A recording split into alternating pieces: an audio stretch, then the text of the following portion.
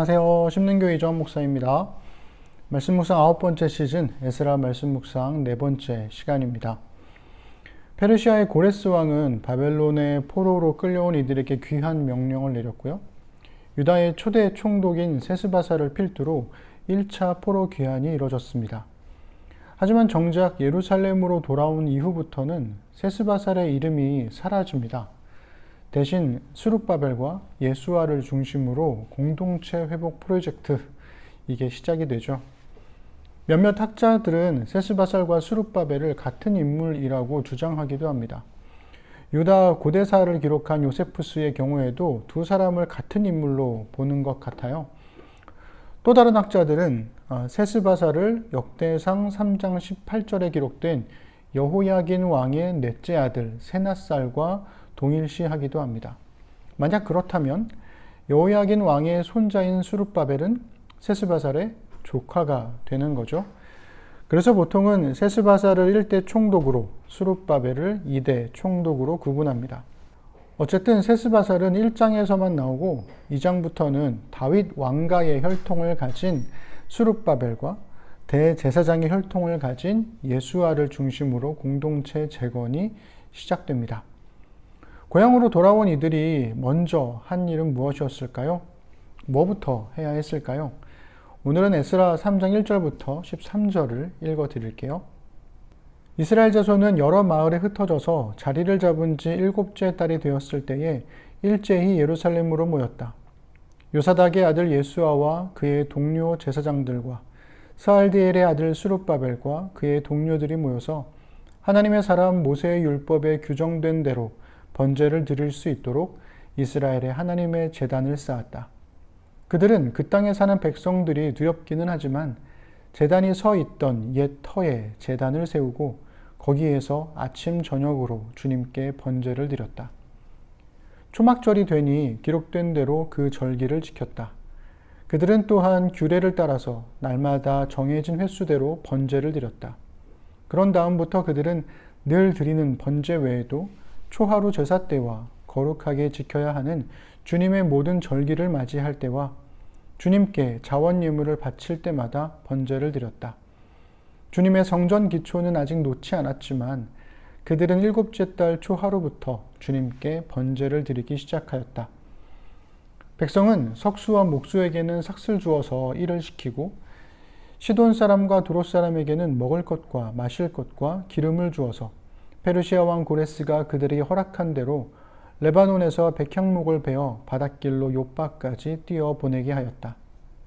백성이 하나님의 성전터가 있는 예루살렘으로 돌아온 지 이태째가 되는 해 둘째 달에 스알디엘의 아들 스룹바벨과 요사닥의 아들 예수아와 그들의 나머지 동료 제사장과 레위 사람과 사로잡혀 갔다가 예루살렘으로 돌아온 모든 사람이 공사를 시작하고 20살이 넘은 레위 사람을 주님의 성전 건축 감독으로 세웠다. 예수아와 그의 아들들과 친족과 호다위아의 자손 간미엘과 그의 아들들이 한 마음 한 뜻으로 하나님의 성전 짓는 일을 감독하였다. 레위 사람 헤나닷의 아들과 손자와 친족들도 그들과 함께 일을 하였다. 집 짓는 일꾼들이 주님의 성전 기초를 놓을 때에 예복을 입은 제사장들은 나팔을 들고 레위 사람 가운데서 아삽 자손들은 자바라를 들고 이스라엘 왕 다윗이 지시한 대로 저마다 주님을 찬양하려고 자기의 자리에 섰다.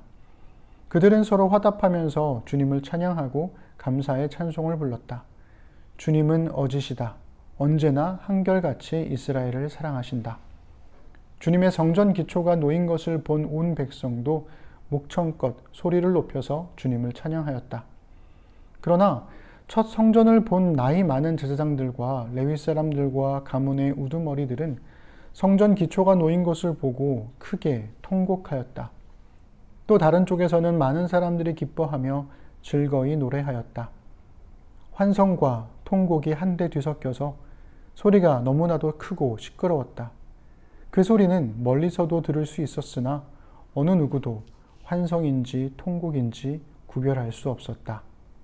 아멘. 새 번역은 7째 달이 되었을 때라고 번역해서 이게 귀환한 시점으로부터 7개월이 지난 후라는 뜻으로 읽히게 되죠. 하지만 이스라엘의 시간으로 7월은 새해가 시작되는 설날이었습니다. 즉 1절은 새해가 시작되는 7월이 되었을 때 이렇게 읽는 게 더 적절해 보입니다.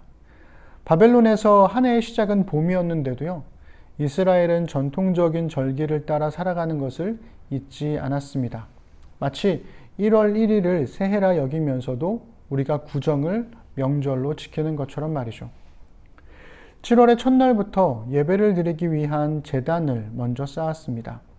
7월 15일인 초막절부터는 오랫동안 멈췄던 제사와 번제, 즉 예배를 하나둘 되살려냈죠.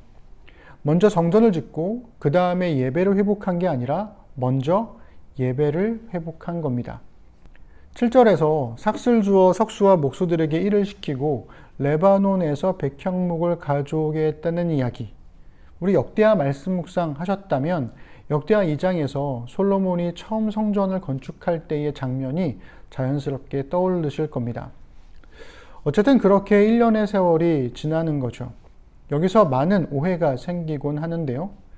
성전 재건을 중심으로 보면 귀환한 지 1년이 지나도록 왜 성전 공사의 기초를 놓지 않았느냐 이렇게 비판할 수 있겠습니다.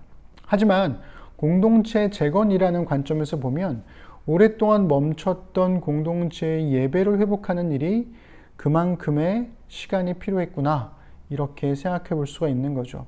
결국 베이트 엘로힘 하나님의 집을 성전으로 보느냐 이스라엘 공동체로 보느냐에 따라서 이 평가가 달라질 수 있는 겁니다.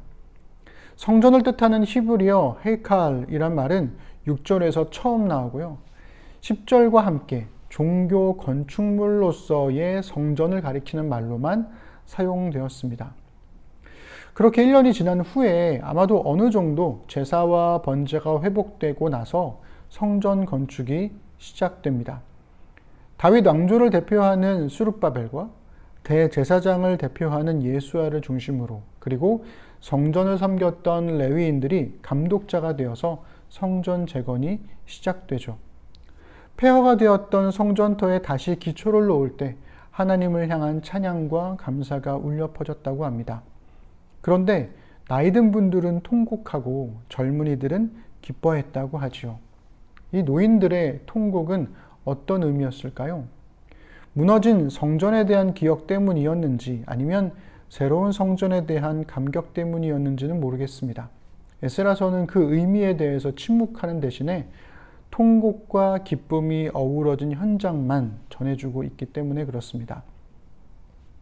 환성과 통곡이 한데 뒤섞여서 무너진 것을 회복하기까지 이 환성과 통곡이 뒤섞이게 마련인 것 같아요.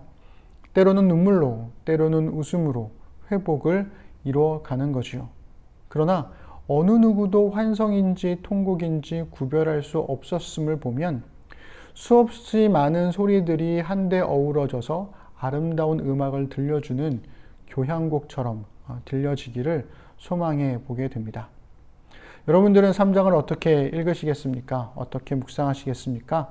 차분하게 한 번 더 읽어보시면서 그렇게 여러분 나름의 묵상을 이어가시면 좋겠습니다. 내일 만나겠습니다.